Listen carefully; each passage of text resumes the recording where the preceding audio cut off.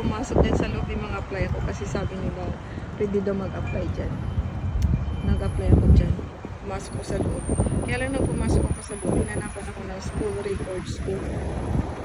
Eh, wala naman akong dalang mga school records ko kasi alam ko ba na pwede pala mag-apply sa mga ano na yan. Ang punta ko lang dito ay OFW, yung magtrabaho lang ganun. Kaya lang may nakasabi sa akin pwede daw dyan. Hindi na pumasok ako. Hinapan ako ng school records.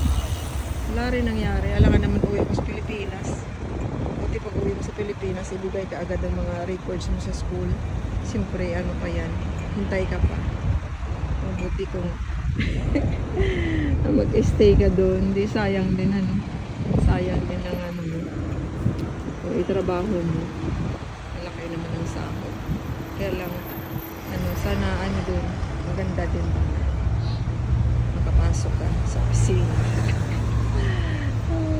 Hindi opisina, yung parang foods, parang siguro yung parang tulad yung mga markets kasi di ba?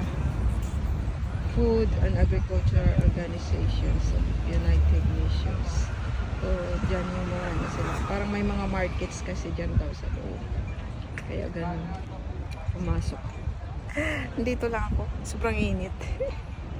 Sobrang init yan. Dito pa rin to sa Chercomasim. Sasakay ako mamaya. Punta ako ng Corusio. Diba? Yan. Ikot ko kayo Chercomasim. Yan dito, diba? Sabi ko sa inyo.